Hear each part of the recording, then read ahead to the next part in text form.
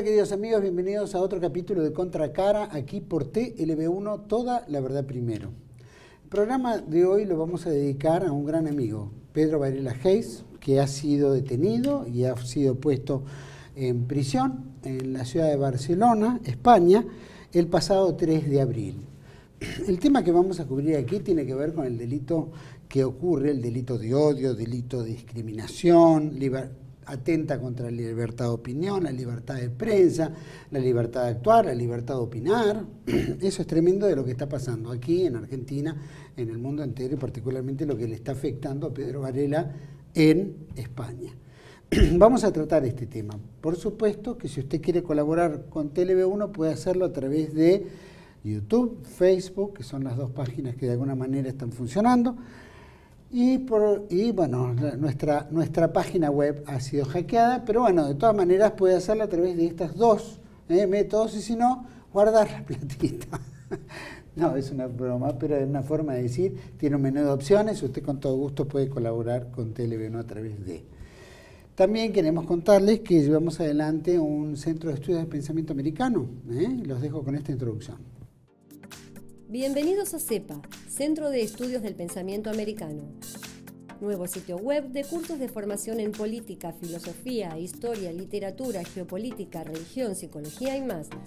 Cursos de formación que reflejan el verdadero pensamiento americano. Lo invitamos a elegir el curso de su agrado ingresando en www.cepa.la. Bueno, ya sabe, valiosos personalidades están dictando esos cursos, los invitamos a entrar, la verdad que no se va a arrepentir. Bueno, vamos a tocar el tema, Pedro Varela, la situación en la cual está, en la cual sufre, y queremos no dejar de presentar nuestra solidaridad, nuestro acompañamiento y por supuesto nuestra manifestación en relación a lo que le está ocurriendo. Vamos a compartir este programa, lo vamos a hacer entre los dos con el estimado Adrián Salvucci. Gracias, Adrián, por ese... Gracias a vos por invitarme. ¿Qué tal? Pero es un placer, Adrián. Por supuesto, Adrián es consultor internacional, es presidente del partido Segunda República y tiene un programa en este canal. Así que, Adrián, lo que está pasando Pedro Varela es realmente vergonzoso. Ya es una persecución de hace mucho tiempo. Viene gestándose por 1000 motivos. Ya tuvo varios sufrimientos en todo este proceso. Vamos a contar después quién es Pedro Varela, pero me gustaría tu breve opinión inicial como para tirar la carne al asador, digamos. Sí, en primer término, nuestra solidaridad total con don Pedro Varela Geis viene siendo perseguido por las autoridades y por distintos sectores en su España natal.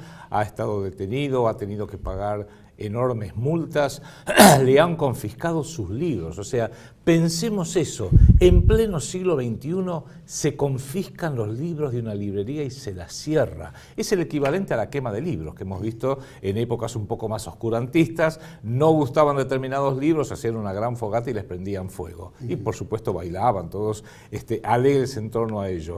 Está pasando exactamente lo mismo en pleno siglo XXI y podría parecer o aparecer como algo paradójico, porque uno diría, en la era de la libertad, de la democracia, del esclarecimiento, ¿cómo es que se prohíben determinadas opiniones? Y ahí sí, creo que empezamos a entrar, como vos bien decís, Juan Manuel, en el tema. Estamos no en una democracia formal, estamos en realidad en un sistema de poder. El que tiene poder impone su voluntad, inclusive su visión de la historia y de la política, y el que no tiene poder, obviamente, es encarcelado, como estamos viendo en este lamentable episodio allá en España. De manera que, más allá de las ideas, porque uno puede estar de acuerdo o no estar de acuerdo con parte o todo o nada de lo que diga Pedro Varela Geis, pero innegablemente no puede estar en desacuerdo con su derecho a expresarlo, toda vez que no insulta a nadie, no agrede a nadie, lo hace de una forma documentada, de una forma seria, de una forma bien investigada, y creo que el hecho de que se tolere en España, y se está tolerando en otras partes del mundo, inclusive en algunos lugares aún peor, en el supuesto occidente, es un pésimo indicio de lo que se está viniendo y lo que pronto va a afectar a todos los habitantes del mundo. Sin duda. Bueno, primero, si ponemos la foto de Pedro Varela, vamos a decir, ¿quién es Pedro Varela Geis? Pedro Varela nació en 1957 en Barcelona, Cataluña, España. Todo esto es obtenido de Metapedia, que lo dirige el profesor Walter Romero. Es licenciado en Historia y Filología Germánica. Es escritor, historiador, por supuesto, revisionista, librero, director de la librería Europa en Barcelona. Y era una librería donde ofrecía una amplia gama de títulos relacionados al revisionismo histórico, el arte, la cultura y demás.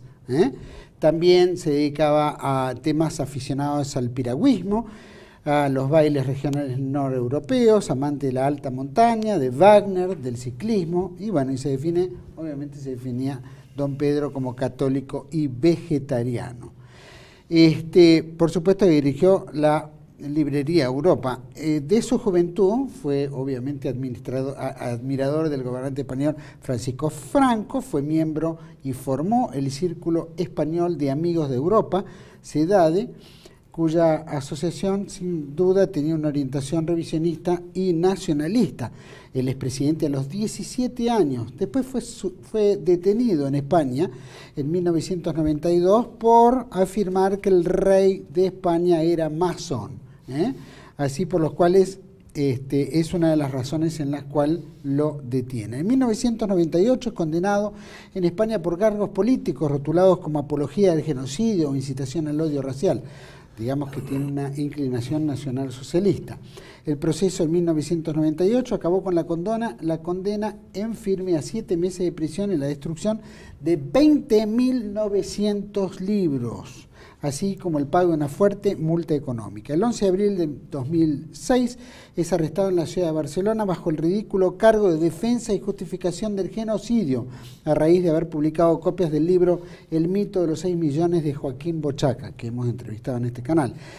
Hecho que según las autoridades españolas ponía en peligro la seguridad de los estados extranjeros. En 2006 fue detenido nuevamente y procesado hasta hoy en su casa editorial Ediciones Ojea, que publica libros actualmente perseguidos. Los libros que han quedado en el protocolo de este segundo proceso son, entre otros, Fundamentos de la Bipolítica, de Jacques de Maillet, La raza, inteligencia, educación, de Henseik, así como Autorretrato de un fascista, de León de Grell, Los protocolos de los sabios de Sion y Mi lucha, de Hitler.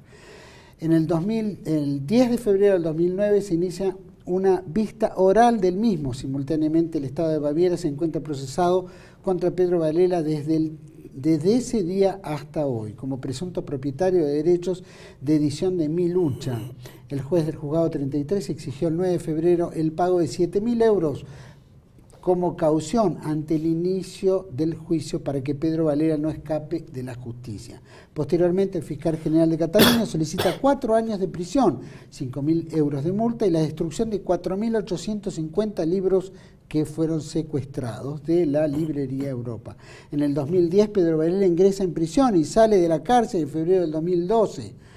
Tras 1 año y 3 meses de internamiento. El 5 de marzo del 2013, Estrasburgo condena a España a indemnizar a Pedro Varela por considerar que España había vulnerado el derecho de Pedro Varela a ser informado de la causa de la acusación y su derecho a disponer de tiempo suficiente para realizar su defensa.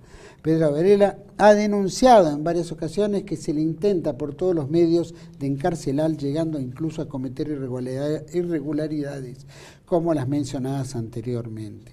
En julio del 2016 volvió a tener problemas legales. Arrestaron a diversas personas relacionadas con la librería Europa, registraron su domicilio y se incautaron cerca de 15.000 libros. Posteriormente, Varela se entregó voluntariamente y se negó a declarar ante el juez e ingresó en prisión preventiva, de la que salió poco después pagando una fianza de 30.000 euros. A pesar de la confiscación de miles de sus libros por parte de la policía de diversas redadas, Pedro Varela no se rinde y continúa difundiendo el otro lado de la historia, el que los intereses políticos y de los grupos de presión intentan silenciarlo por el peso de la ley. En fin, eso es un poco la historial de don Pedro. Yo te escucho a vos, Juan Manuel, y digo, es más que evidente que cuando existen conflictos, siempre existen guerras, siempre existen conflictos entre grupos de hombres, cuando se dirimen a nivel de la guerra, suele haber un bando perdedor y un bando victorioso. es más que evidente, pero parece mentira que sea tan universalmente aceptado, que el bando vencedor, entre otros derechos, no solamente el de apropiarse del territorio del país vencido, de desarmarlo, como ha ocurrido en Europa en distintas oportunidades, de imponerle sanciones, también se arroga el derecho de escribir la historia que a ellos les conviene. Y eso es peligroso y es particularmente desagradable verlo en España, porque si uno... Está prohibido, por ejemplo, cierto revisionismo histórico en Alemania, en Austria, en Francia y en Bélgica. Pero uno lo puede llegar a entender, porque Alemania es un país directamente derrotado y tiene que pagar esa cuota de sangre, digámoslo. Y Francia pueden decir, yo tampoco quiero el revisionismo respecto de Alemania, porque Alemania me invadió durante 4 años. Fue una invasión traumática, no cabe ninguna duda. Pero España, ¿qué tiene que ver en esto? Si España ni siquiera participó de la Segunda Guerra Mundial. Ahí te habla de un espíritu absolutamente rastrero, ahí te habla de un espíritu que es el resabio de lo que ha quedado de la victoria cultural o culturosa del marxismo. Y en definitiva, acá se habla de revisionismo, que es una forma de expresarlo, pero creo que lo que tenemos que, y en eso hay que defenderlo a capa y espada en todas partes del planeta Tierra, es investigar y llegar a la verdad. El revisionismo puede llegar a afectar cuáles son las simpatías personales de uno en la ideología o no. Si a usted le gusta el iluminismo, va a decir que la Revolución Francesa fue fantástica, libertad, igualdad, fraternidad. Si usted es un católico conservador, va a decir, no, fue una porquería. Bueno, se tienen que tolerar los distintos puntos de vista, pero más que nada respecto de nuestra historia reciente y la política actual, hay que llegar al fondo de la cuestión, hay que investigar y saber dónde está la verdad. Más allá que agrade a unos, desagrade a otros o viceversa. Es un poco como las ciencias exactas. Se va investigando. Hubo épocas, la mía, en que las radios tenían válvulas y se siguió investigando. Y se siguió investigando y seguían teniendo válvulas, pero cuando se descubrió el transistor, luego los microchips y ahora van a saber qué es lo que están usando, se fue mejorando y perfeccionando. Lo mismo pasa con la historia, donde en realidad la documentación tiene que estar siempre a disposición de los investigadores, donde los datos no pueden ser tomados por buenas porque alguien los repita una y otra vez. Es lo que ha tratado de hacer don Pedro Varela y me parece mentira que en este momento esté dando con sus huesos en una cárcel de Barcelona por haber investigado y expresado su opinión sobre un hecho histórico. Mira, Pedro Varela no es un político. Correcto. Ni está reivindicando políticamente una línea en la cual quiera perjudicar a alguien. Simplemente es un licenciado en historia, experto en la filología alemana, es investigador, tiene una librería, vende libros. Es decir, uno que vende libros, no vende los libros que el sistema le dice que tiene que vender, vende libros. Y los libros, de acuerdo a la independencia y el libre albedrío de cada individuo, es comprarlo o no comprarlo. Es como estos programas que hacemos en TV1.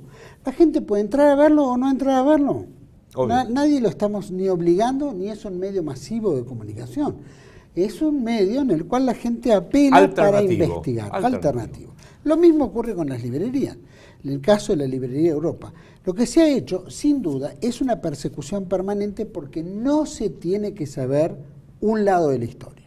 Una sola campana. Tiene que haber una sola campana. La de los vencedores. Yo pregunto a las autoridades de Barcelona, especialmente las jurídicas, ¿qué es lo que tiene que vender Pedro Varela? ¿Qué tiene que vender? ¿Libros marxistas? Decime, Karl Marx con su libro del Capital y tantos otros que generaron millones y millones y millones de muertos. Sí, sí. ¿Qué tendría que estar suspendido? ¿O solamente tiene que vender de un solo lado, o liberalismo? Se estima que en el siglo XX hubo en total, en todos los conflictos humanos de todo el mundo, más de 200 millones de muertos. 200 millones de muertos, pero pareciera que China con la revolución de Mao Zedong, que lo terminó entronizando en 1949, Vietnam, Corea, Irak, que son literalmente millones y millones de muertos, pareciera que eso a nadie le preocupe. Se muestra una hoz y un martillo y está todo en orden, está todo bien. Y sin embargo, la mitad de estos 200 millones murieron bajo el signo de la hoz y el martillo. Y creo que sería una barrazada prohibir libros sobre el marxismo. Todo lo contrario, hay que leer, hay que ir a fondo a ver qué era lo que pensaba Marx, qué pensaba Lenin, qué pensaba Stalin. Y luego, en base a esa información, decir, ¿y por qué? Si pensaban esto, terminaron ocurriendo estas terribles guerras. Si Stalin quería la unificación para el bien común del trabajador, ¿por qué mató de hambre a 6 millones de ucranianos? Porque si yo digo la palabra Holodomor, prácticamente nadie sabe de lo que estoy hablando. El Holodomor fue la hambruna artificial entre 1933 y 1936 impuesta por Moscú bajo el régimen de Stalin, que mató de hambre a 6 millones de ucranianos. Pero claro, nadie en Hollywood hace llorosas películas sobre el Holodomor. History Channel parece ignorarlo sistemáticamente. No se escriben libros documentados o pseudo documentados, entonces la humanidad no es molestada en sus nervios, por así decirlo, por este evento terrible que se llevó 6 millones de ucranianos, más 1,5 millones de habitantes de Crimea, más las decenas de millones que hemos estado mencionando. O sea, es tan evidente de que el vencedor impone su visión histórica que tendría que haber un poquito de pudor de las autoridades de Cataluña, en este caso de las autoridades de España, incluso de las de Alemania, con una suerte de autoflagelación, incluso de las de Francia, de Canadá, que han terminado con sus huesos en la cárcel otros historiadores, otros investigadores, por el solo, que tampoco eran políticos, como decías vos, por el solo hecho de investigar. Y a veces tiene que haber una investigación también que sea interpretativo. Nosotros en Argentina, por ejemplo, tuvimos 2 grandes revisionistas de la era moderna, peronistas. Empezaron como radicales y terminaron siendo peronistas, Scalabrini Ortiz y Jauretche, que no eran tanto investigadores históricos, eran interpretadores de los modelos históricos. Ahora, ¿qué nos quieren hacer? ¿Prohibir que siquiera interpretemos los hechos? Que tiene que haber una única visión sanatizada, que esté totalmente, le han pasado alcohol, la han desinfectado y esa es la versión oficial. Esto es exactamente lo que describía George Orwell en su polémico libro 1984. Claro. Mira, es tal cual lo que decís. Por supuesto que lo que se evita es la interpretación. Nadie quiere que interprete, sino que marques una sola campana. Yo me pregunto si dentro de unos años nosotros vamos a tener que escribir loas por Inglaterra por habernos ocupado nuestro territorio, saqueado nuestros recursos, ocupado nuestra tierra, saqueando nuestro mar, ocupando las Malvinas y adueñándose de la Antártida Argentina. Es decir, siendo los vencedores de la guerra, nuestra tendencia, empezó el proceso de desmalvinización, pero ¿esto dónde termina? Porque hay resistencia. Esa resistencia se llama revisionismo. Si ese revisionismo no existiera, nosotros estaríamos de rodillas entre la Gran Bretaña, pidiéndole perdón, disculpas y lamiéndole las botas. Vamos hacia ahí, ¿eh? Y vamos hacia ahí. Pero nos gustaría que escucháramos un poco lo que cuenta Pedro Varela en una entrevista que le hicimos sobre su caso. Como sabéis, desde el 30 de abril de 2015 y a más tardar desde el 1 de enero de 2016, mi lucha es de libre circulación y carece de derechos a nivel planetario, ¿no? De todas formas, yo fui acusado previo a esta caducidad de derechos y debido a ello el proceso continúa. Es decir, si el delito fue cometido anterior a que los derechos caducaron, el proceso continúa adelante. Como sabéis, el Estado Libre de Baviera se arrogaba, hasta el 1 de enero del 2016, los derechos sobre la obra Mi Lucha. Pero esta es la primera falsificación de la cuestión, porque como creo haber explicado en alguna otra entrevista, después de fallecido el autor, Hitler, su hermana, Paula Hitler, vivió hasta 1960, está enterrada en Berchtesgaden, donde está todavía la crucecita con su nombre, Paula Hitler. Y ella, después de la Guerra Mundial, reclamó los derechos al Mi Lucha porque era la familiar más cercana, ¿verdad? Los norteamericanos en aquel momento ejercieron su derecho de ocupación militar y le prohibieron demandar estos derechos, es decir, no llegó ni siquiera a los tribunales, no pudo llegar a juicio.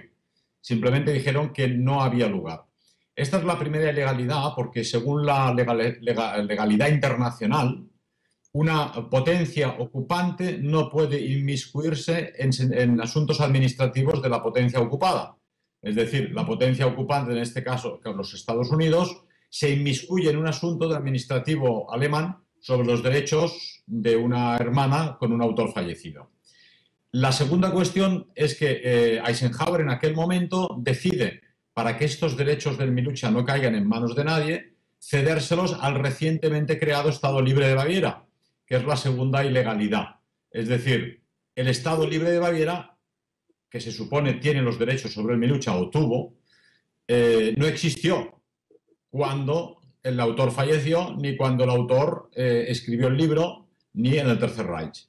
Es decir, este libro, escrito por Hitler durante el gobierno alemán del Tercer Reich, fallece, entonces se crea un Estado que no existía, se crea una legislación ilegal internacionalmente por cuanto una potencia extranjera decide qué ha de hacer la administración local sobre unos derechos de autor y le niega a la heredera legal esos derechos. Así queda la cosa, y el siguiente asunto importante a destacar aquí es que el Estado Libre de Baviera nunca ha editado el libro Milucha en alemán, desde luego, desde el año que recibió los derechos, en el 46, 47, 48, aquella época, ni tampoco lo ha publicado, mucho menos en español. Es decir, no existe lo que se llama en jurisprudencia el dolo. Nadie ha podido causarles daño porque ellos no han editado el libro y por lo tanto nadie les ha hecho la competencia económica desleal. Es decir, simplemente el Estado Libre de Baviera, según los deseos de Eisenhower, lo que ha intentado, con poco éxito, todo hay que decirlo, es que nadie publicase el libro.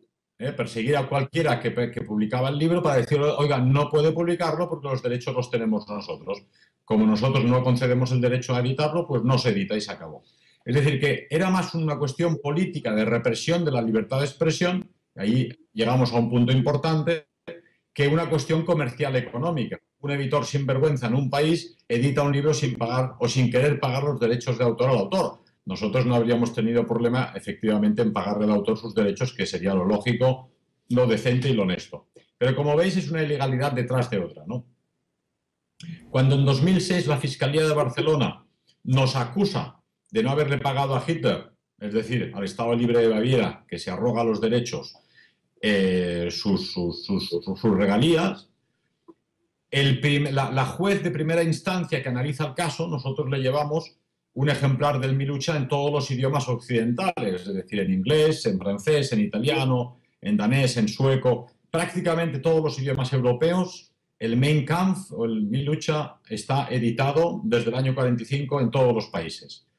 Los procesos que ha llevado a cabo Baviera, con poco éxito, por ejemplo en Suecia, que ha sido un proceso muy importante, el Tribunal Supremo de Suecia dejó claramente establecido que Baviera no tiene derechos sobre los derechos del Milucha y no posee legalmente ninguna potestad sobre el libro. Luego tenemos el caso de Francia, que el editor tenía los derechos porque era el mismo editor que lo había estado editando en los años 30, y ocurre lo mismo con Inglaterra. Es muy curioso el caso de Estados Unidos, donde se acogieron a una ley que dice que una apátrida no tiene derecho de reclamar sus derechos sobre sus obras. Curiosamente, efectivamente, Hitler fue apátrida un tiempo, como sabéis era austriaco, para poder actuar en política en Alemania tenía que declararse apátrida, no podía ser austriaco, ¿no? Y entonces Estados Unidos ha seguido publicando el libro desde entonces hasta el día de hoy, ¿no? En Italia se ganó un proceso también sobre los derechos del Milucha y se ha estado editando hasta el día de hoy. Y que yo sepa, existen dos países solamente donde la República Federal de Alemania impuso su deseo, que fueron Polonia y Eslovaquia, creo recordar. En Polonia, con gran éxito, vendieron miles y miles de ejemplares y después de haberlo vendido, pues les dijeron que no podían hacerlo más. Luego en Portugal paralizaron una edición que ya estaba en el mercado con gran éxito. Y la última, justo antes de caducar los derechos, fue en Turquía, donde fue una edición de varias decenas de miles de ejemplares, ¿verdad? Pero como veis, nos encontramos ante un asunto que la primera juez de instrucción en Barcelona vio claro que era un tema político y dio carpetazo al asunto. Es decir, paralizó el proceso. Le aportamos además un ejemplar de todas las ediciones del Milucha que se habían editado en España desde el año 34, la primera edición de Barcelona, en la República, y en el año 37 en Burgos, en Ávila, perdón, en la zona de Franco. Y después de la Guerra Mundial lo han editado pues 20 o 30 diferentes editores, pero se nos ha perseguido a nosotros concretamente con una intención de hacer de daño económico y de persecución política. Esta juez cierra la carpeta porque dice no al lugar, es decir, es evidente que el libro es de propiedad universal, por lo tanto cerramos el caso. Pero el fiscal del odio, así llamado Hate speech fiscal en Barcelona, reclama, o sea, hace un recurso a la audiencia provincial donde ya hay 3 jueces y exige que el caso sea reabierto. En la audiencia provincial de Barcelona, donde domina bastante la izquierda política, reabren el caso. Y entonces, cuando yo estaba en prisión en el año 2011, me sacaron de prisión esposado, me volvieron a llevar a la librería y secuestraron una vez más todos los ejemplares del Milucha que encontraron, ¿no?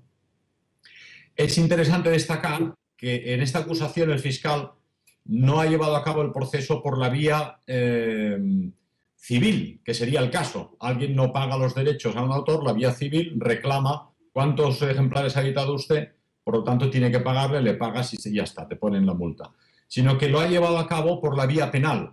Es decir, por la vía penal, como nosotros tenemos ya antecedentes, no voy a extenderme aquí, pero antecedentes nuevamente ilegales como genocidas, ya cualquier pena que cayera en este caso del Milucha, ellos piden 2 años de prisión, si lo rebajasen los jueces a 1 año y medio o a 1 año, tendrías que cumplirlo, porque es por la vía penal y tienes antecedentes, ¿no?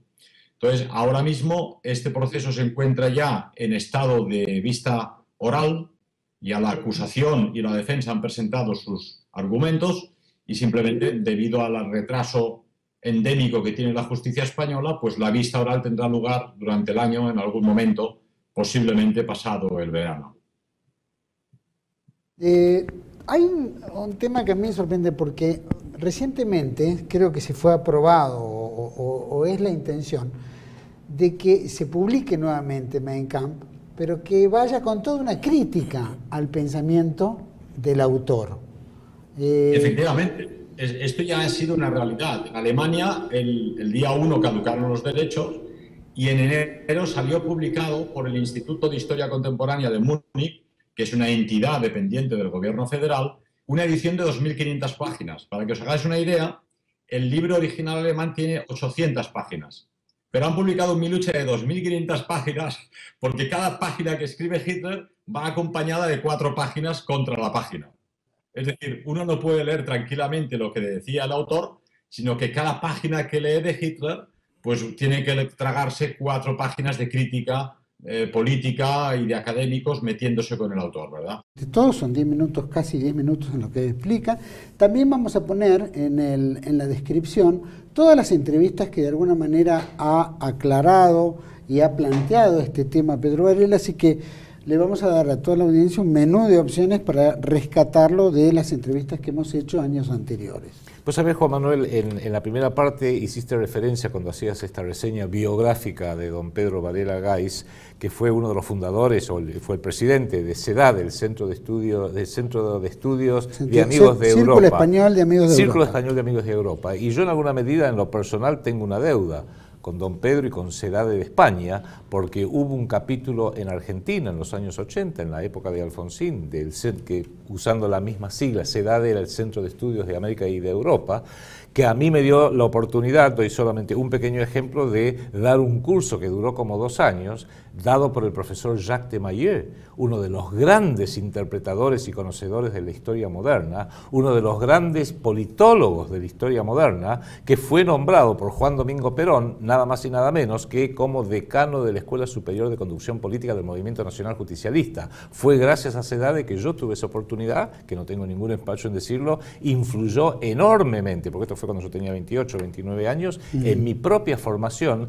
para entender el justicialismo, pero mucho más allá, las raíces ideológicas del justicialismo y esa visión tan occidental, tan eurocéntrica que tenía Jacques de Maillet, el hombre provenía de Francia, para hacer esa interpretación, y creo que le aportó al justicialismo para que no fuera algo cerrado, sino justamente un movimiento político enraizado en las ideas políticas de Europa. Totalmente. Vamos a Adrián, un pequeño corte y hablamos un poquito de los actos de discriminación y todo esto que está ocurriendo. Sí, señor. No solo le ocurre a Pedro, sino que es un capítulo mundial, ¿no? Una agenda mundial esto. Vamos a un corte y volvemos enseguida.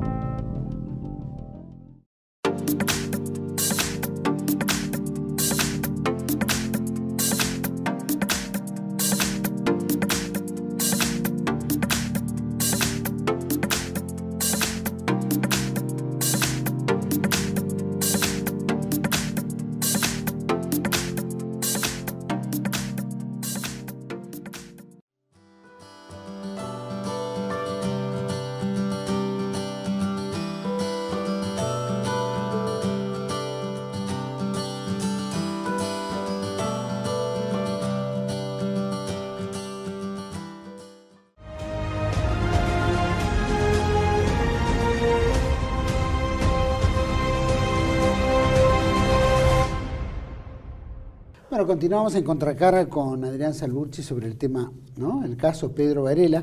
Hay varios medios en los cuales, si usted ingresa en YouTube, va a encontrar el caso Pedro Varela, puede ingresar y también familiarizarse con la situación de Pedro en esto.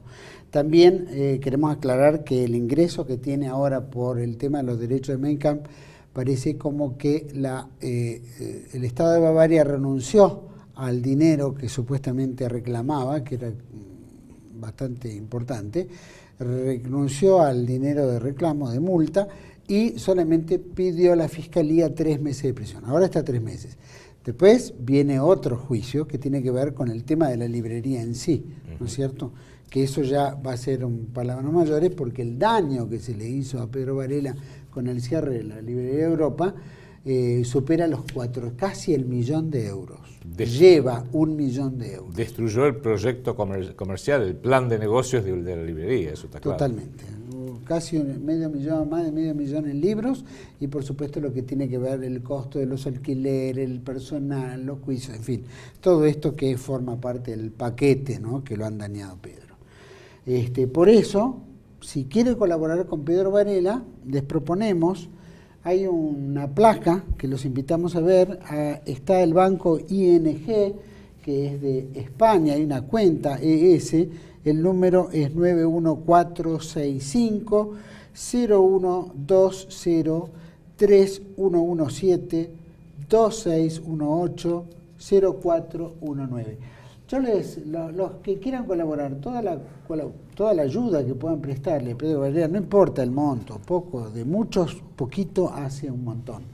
Y sirve para poder ayudarlo a enfrentar todos estos gastos que uno no se imagina la cantidad de problemas que ha generado todo este tema que le han causado tanto la izquierda gobernante en Barcelona como por supuesto todo este esquema de LGTB, toda la izquierda, el liberalismo, la masonería. Yo creo que se han puesto todos de acuerdo para ver cómo lo pueden destruir, ¿no? Y lo pueden hacer porque tienen muy buena financiación. Creo que los que realmente les ha generado su ira contra Varela es el hecho de que no se ha dejado amedrentar. Están acostumbrados estos grupos, estas minorías de choque que estamos mencionando, la masonería entre ellos, todo el espectro de la izquierda, están acostumbrados a que cuando pegan el grito fuerte todo el mundo se va, como decimos aquí en Argentina, se va a baraja, se asusta, se pone como el perrito con la cabecita contra la tierra, y Pedro Varela ha demostrado que él bajo ningún concepto se va a dejar amedrentar, porque no está haciendo nada mal.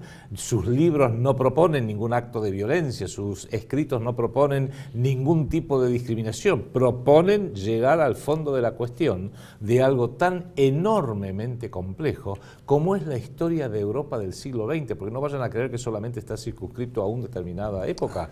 Acá hay historia de lo que es la filosofía occidental, que son 2500 años, hay historia de tanto la Iglesia Católica como del devenir cristiano a lo largo de siglos, hay historia de política. ¿Cuál es el daño que puede hacer la investigación? Salvo que alguien en alguna parte, los muy poderosos, tengan un interés específico de que determinadas cosas que investiga Pedro Varela y otros como él no se conozcan. Y entonces eso lleva a la pregunta obvia: si no quieren que se conozca, uno debe suponer, bueno, porque sienten que les haría un daño ante la opinión pública. Y si les haría un daño ante la opinión pública, ¿qué es entonces lo que están tratando de ocultar? Bueno, es el prototipo, ¿no? Ocultar la verdad. Toda la forma de censurar es una censura de la verdad. Pero también afecta el tema de la o libre opinión, ¿no? Nosotros como teniendo un programa cuasi periodístico, pues llamémoslo de alguna manera, que tratamos, que entrevistamos personas, particularmente en mi caso, ¿no? ¿Cuál es el marco en el cual uno tiene que moverse? ¿Cuál es el marco en el cual uno puede decir es una opinión que afecta a un tercero o no? ¿Dónde está mi opinión? ¿Dónde está mi libertad como periodista, ¿no? Sí, sí. ¿Hasta dónde? Estamos viendo casos ahora por el tema del aborto, por ejemplo, que son temas que se están empezando a tocar en la Argentina. Uno ve el pantallazo en todos los medios de comunicación. Los que defienden la vida son cuestionados por el periodismo de una manera casi, te diría, amedrentadora. Pero sin embargo, cualquier postura abortista, obviamente esto es una agenda mundial, es como que tiene la libre opinión, la libertad para poder hablar y hablar de la muerte, ni siquiera hablar de la vida. Pero cualquiera que defiende la vida es denostado por el periodismo. Bueno, puedo decir algo acá, Por que favor. yo soy muy mal pensado quizás, pero creo que los hechos en alguna medida que acaba de describir Juan Manuel lo confirman. Es que, como decimos nosotros, ni en Argentina, ni en España, ni en Estados Unidos, ni en el resto de Europa hay democracia, hay dinerocracia. Manejan a la opinión pública a través de sobres generosamente repartidos, en el caso de Argentina, en el Senado, en la Cámara de Representantes, Odebrecht, un gran escándalo que tenemos aquí en Sudamérica, y por supuesto en los medios también. O sea, cuando los periodistas son tan permeables a determinada opinión y tan agresivos con otra, a veces no creo que sean que ellos necesariamente estén a favor o en contra, pero que sí los periodistas reciben sus estipendios, sus colaboraciones, sus grandes sueldos. Hay algunos periodistas estrella acá en Argentina que de ser de una izquierda se han pasado a uno de los multimedios más de derecha porque se ve que vieron el sobre y vieron la luz. En definitiva hay que tener muy presente eso que decís vos, Juan Manuel, que en definitiva pareciera que en última instancia, sea el mundo de las opiniones o el mundo de las votaciones en los parlamentos, todo lo define el dinero, con lo cual no hay democracia, hay dinerocracia. El dinero es el que reina supremo sobre todos nosotros y eso no es bueno. Bueno, muy claro lo has dicho, que el dinero rige, porque tanto sea de izquierda o sea de derecha, el dinero, el jefe es el mismo financista que banca a ambos, o sea que el dinero está arriba. Estos perejiles creen que tienen libertad de acción y en realidad no se dan cuenta que están sometidos a ese dinero, esa dinerocracia, pero aparte esos financistas, que ya se sabe quiénes son, porque están en todos lados y son los que financian y forman parte de todas las corporaciones, los que bajan la línea para decir, este es el camino a seguir. No importa que sea el PC, del JPG, de lo que sea, llame todas las iniciales, tanto de izquierda como de derecha, y todos siguen el mismo lineamiento. O sea que el dinero no tiene ideología. O sea, poderosos señores don dinero, y donde se vuelque, no importa de dónde viene, de arriba, de abajo, de izquierda, de derecha, es plata. Mirá, tal es así que toda esta maroma que se venía últimamente gestó muchas leyes de antidiscriminación o contra la discriminación. Lo hemos visto prácticamente en toda Latinoamérica, en toda Iberoamérica, ha salido paralelamente, casi diría como un efecto dominó. En 1988, pleno gobierno de Alfonsín, o fines del gobierno de Alfonsín, se sanciona la ley 23.592, que es contra la discriminación. Hace una revisión general sobre el tema sexo, para sexo, religión, edad, etcétera, como para raza, credo, credo, etcétera. Después, la misma ley se corrige en el año 1997, durante el gobierno de Carlos Menem, donde se amplía esa ley y se le empieza a dar otro marco. Por ejemplo, sale con la ley 22.782 del 97, donde ya entra en actos discriminatorios. Es decir, ya no es un tema que te tomen una empresa o te dejen para contratarte con ese gama de discriminación. Es lo lógico que uno discrimina, uno no quiere un imbécil para empleado, o no quiere un contador para que sea limpia, ¿no es cierto?, limpia baños. O sea que la discriminación es inevitable hacerla. El ballet del Teatro Colón no va a tomar una bailarina de 100 kilos, ¿no? Claro, ni discapacitada, porque entonces estaríamos mal. De todas maneras, eso es lo que entramos en la fobia, esta fobia o esta cosa rara donde todo el mundo tiene que pensar mal del otro. Después se gesta, en el año 2000, pleno gobierno de la Rúa, la ley 25.280, que dice la eliminación en toda forma de discriminación de personas con discapacidad. Que es lógico, la gente que tiene discapacidad hay que tener consideración, y debería principalmente el Estado. Cuando uno habla de discapacidad, habla del ciego, el sordo, el mudo, que no puede caminar, el que le falta un miembro, en fin. Pero vemos que en toda administración pública no todos tienen rampas para discapacitados. Se están Ni tampoco los ascensores tienen para los ciegos, ni los sordos, ni siquiera hay caminos, ni nada. Por lo tanto, el primer violador de la ley es el Estado Nacional, los mismos políticos que seguramente se llevarán la plata antes de hacer la obra, como suele ocurrir en nuestro país, ¿no?, con descaro. Después se sanciona también una ley nacional, la 24.515, que es también, que trata el mismo tema. La Ciudad de Buenos Aires gesta dos leyes. 3.307, donde dice que no puede haber discriminación en establecimientos de acceso público. Bueno, lógico, todos pueden entrar, a no ser que entre el vandalismo o algún esquema. Y después sanciona otra ley, que es la 5.261 de la Ciudad de Buenos Aires, que también. Pero lo curioso en todo esto es que se sanciona una ley en la cual, en la época de Carlos Menem, digamos casi el gobierno de Kirchner, del Instituto Nacional contra la Discriminación, la Xenofobia y el Racismo. El INADI. El INADI. Que el INADI, de acuerdo a palabras de un doctor de apellido Klonovic, que era secretario general de la Delegación de Asociaciones Israelitas Argentinas, dice: nosotros creamos el INADI para arrastrar o proteger a 17 colectivos. Correcto. Ahí entra el colectivo de las, qué sé yo, los inmigrantes, las mujeres, los minorías, indios, las minorías, las colectivos en los cuales ellos llaman. Pero este INADI se transforma en una especie de cuco, como la DAIA también es un cuco. De alguna manera actúan como... ¿Por qué? Porque cualquier cosa que escuchen, que suene, que tenga un tinte, que les parezca, un tono determinado, lo que fuera, ya es afectado con juicio, demanda, ¿no es cierto? Sí, sí. Pleitos por discriminación. Tal es así que nosotros hicimos un programa acá con Cristian Rodrigo Iturralde, que escribió un libro que se llamaba El INADI, la policía del pensamiento, que aconsejo a todos, van a encontrar el enlace aquí abajo en la explicación. Pero esa es la realidad de que hemos vivido todas estas leyes que han, más que unificar, la discriminación ha separado unos de otros. Sí, más gravemente. E incluso en el caso de lo que es la legislación en sí, por lo menos el caso de Argentina, que es lo que conocemos nosotros acá, inclusive porque nos vemos afectados por esa legislación, son leyes legítimas, porque, seamos honestos, yo con mi edad viví, porque viví en Estados Unidos, lo que fue la discriminación de los blancos en Estados Unidos contra los negros. Fue obsceno, fue atroz. Fue el gobernador de Alabama, uno de los estados del sur, parándose en la entrada de la Universidad de Alabama para decirle a la primer chica de raza negra que no iba a entrar en la universidad porque no se me da la gana porque sos negra y esto es una universidad para blancos. Tuvieron que venir las tropas federales a imponer que le dejaran entrar. Eso fue en el año 62. Lo viví muy de cerca. Estamos hablando del año 1962-63.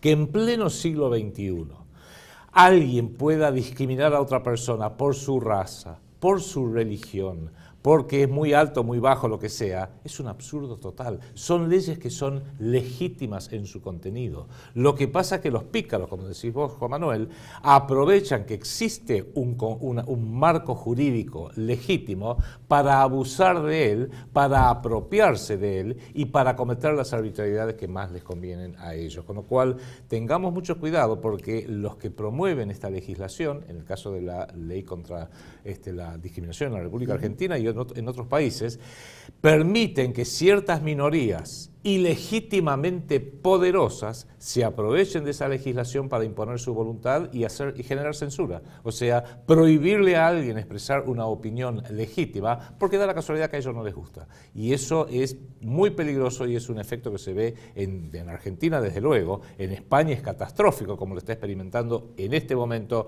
Pedro Varela en Barcelona, pero como tendencia general es muy peligrosa porque lo que está haciendo es, le está poniendo un corset sumamente hipócrita a toda la sociedad diciéndole: usted tiene libertad de decir lo que quiera, pensar lo que quiera, manifestarse como quiera, siempre y cuando lo haga según mi opinión y según mis cánones. Si usted difiere de mi opinión, que soy el poderoso sistema o la poderosa minoría que gobierna sobre usted, ahí sí le vamos a hacer juicio y lo vamos a meter preso como hicieron con Pedro Varela. O sea, hay un viejo adagio que dice: si quieres saber quién te domina, pregúntate a quién no puedes criticar. Es tal cual, es tal cual. Bueno, nosotros a través del canal TLV1 proponemos hacer una manifestación frente al Consulado de España en la calle Guido 1770, aquí en la Buenos capital Aires federal, de aquí de la ciudad de Buenos Aires, nos vamos a presentar y vamos a pedir por la liberación de Pedro Varela, por supuesto, enviándole una carta al embajador, una carta al rey, como merece, al presidente del Estado español. Que está acá en Buenos Aires, Mariano Rajoy. Bueno, se la podríamos entregar en mano, inclusive podríamos irlo a ver directamente. Eso por un lado, no amedrentarlo, sino plantearle la cosa. Y de la misma manera lo vamos a hacer con el gobierno de Barcelona y la Corte Suprema, supongo, no sé qué corte tendrán jurídica ya, pero bueno, como está todos en manos de la izquierda, seguramente esa carta irá directo al cesto, ¿no? A la basura. Pero de todas maneras es nuestra adhesión a Pedro Varela pasa sin duda por esta libertad que merece tener, por el drama en el cual está transitando, por el drama en el cual va a seguir transitando, porque esta es una historia que no termina, ¿no es cierto? No tiene, es como la guerra que le han hecho los ingleses a Perón, es hasta post-mortem, ¿no es cierto? Yo creo que en este aspecto es tremendo y bueno, nuestra mayor solidaridad. Ya hemos hecho una pequeña entrevista, la tenemos registrada, se la vamos a poner ahora, con eso cerrando el programa y por supuesto con el cartel en el cual vamos a invitarlo a manifestarse con nosotros. Muy bien. Adrián, muchísimas gracias. Un especial muy importante que lo hiciéramos en este momento. Sí, puntualmente para él, especialmente porque el pasado 3 de abril ya ingresó en la prisión y bueno, amerita que TLV1 esté presente, a su lado, ¿no? Y nuestra total solidaridad con don Pedro Varela Gais. Eso, se lo decimos no solo de parte nuestra de TLV1, de todos los argentinos bien nacidos, del corazón de los argentinos que realmente bregamos por la libertad, por la verdad, por la belleza y por la justicia. Los dejo con esta entrevista que le hicieron Gonzalo Suárez Palacios a Pedro Varela antes de ingresar a la prisión. Nos encontramos en otro capítulo de Contracara por TLV1. Toda la verdad primero. Gracias. Bueno, pues es una situación peculiar, ¿no? Porque nos vienen a llevar a la prisión por un caso inaudito que es como es editar un libro, ¿no?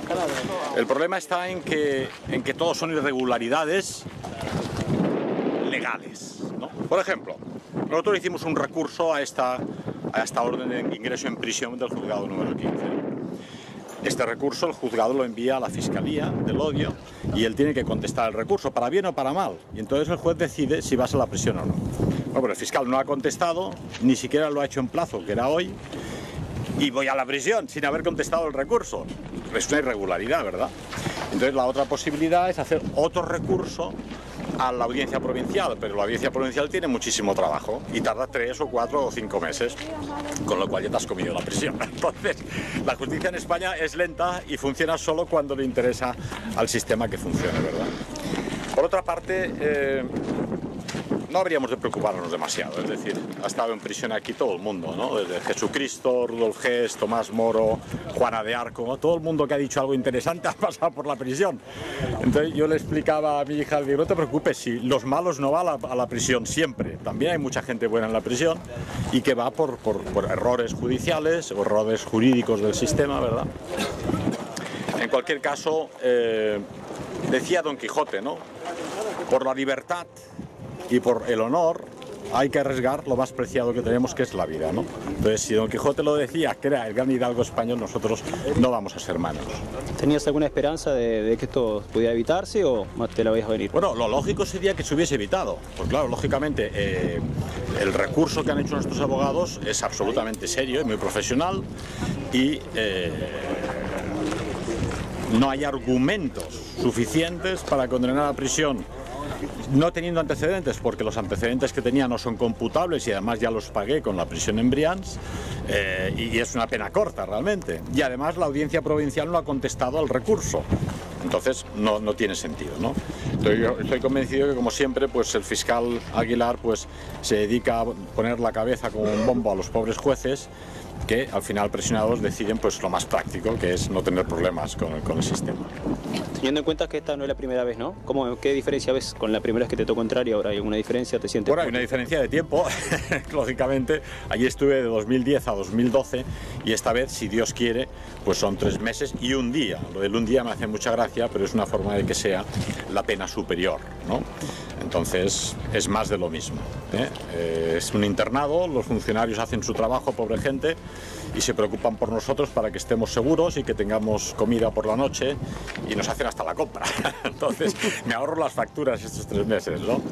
Muy bien, bueno, perfecto. ¿Algo que quieras decirle a la gente que te está viendo y inclusive a toda la gente, mira, que te ha venido a despedir? Bueno, que no se preocupen mucho por mí, tenéis más problemas vosotros en el exterior realmente y estamos en manos de Dios al final, nos vamos todos y tenemos que cumplir con nuestro papel en este mundo, ¿verdad? He dicho alguna vez que Santa Teresa decía con razón que nada te turbe, que nada te espante, quien a Dios tiene, nada le falta. Entonces nosotros tenemos a Dios con nosotros, por eso nada nos falta. Perfecto, bueno, un saludo muy grande de todos los que hacemos TLV1 y mucha fuerza. Gracias a vosotros desde España para toda Argentina. A todos nuestros amables seguidores del blog El Caso Pedro Varela, esos 3 meses y un día los vamos a pasar juntos, ¿no? Yo estoy aquí no porque haya decidido tomarme unas vacaciones, estoy aquí con vosotros y por vosotros. La libertad de expresión o es para todos o no es libertad de expresión, pero lógicamente la otra parte no nos la va a regalar. Así que hemos de luchar por ella. Y si luchar por ella supone acabar en prisión, pues acabaremos en prisión. Pero hemos de dejar claro al mundo que existen fiscales y existen políticos y legislaciones que pretenden reprimir, como nos ha dicho Alain Soral, la libertad de expresión, y nosotros no estamos dispuestos a tolerarlo. Y sea dentro o fuera de una prisión, nosotros lucharemos por la libertad y por la libertad de expresión. Yo estaré muy feliz en prisión si sé que vosotros continuáis la lucha con el blog El Caso Pedro Varela y con vuestros medios dais a conocer a las personas, a las familias y a quienes tengáis cerca un caso que es flagrante de represión política que nos ha hecho, quieran o no, un perseguido político, en este caso ciertamente, ¿no? Entonces, apoyad a Acacio Friera con el blog El Caso Pedro Varela porque hace un gran esfuerzo y ya es la segunda vez que tiene que pasar por este martirio, pero este martirio es menos martirio si lo pasamos todos juntos. Gracias y un abrazo fraternal a todos. Si no, comemos para ir a trabajar. Pero aquí está, no está, igual aquí fuera la comida. No, yo voy probando todas las prisiones, no sé si me va a acabar el catálogo, pero aquí todavía no había estado. Es para jóvenes, va un centro penitenciario de todo. Bueno, deben haber 2 módulos. Aquel tiene una pinta menos joven.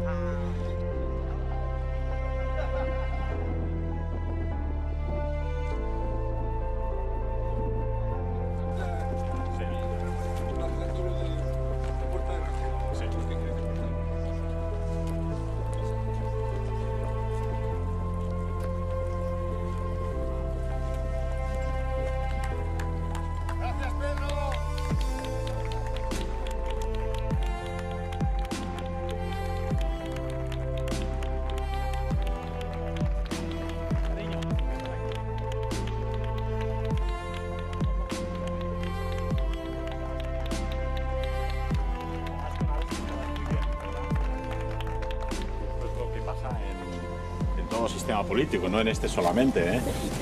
El disidente no le dejan hablar. La pregunta decisiva aquí está en cómo se le ha ocurrido a este hombre pensar que metiéndonos en la prisión vamos a dejar de hablar.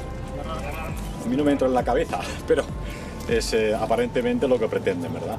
Entonces creo que no hay posibilidad de marcha atrás y, como decía un camarada cubano, para atrás ni para coger impulso.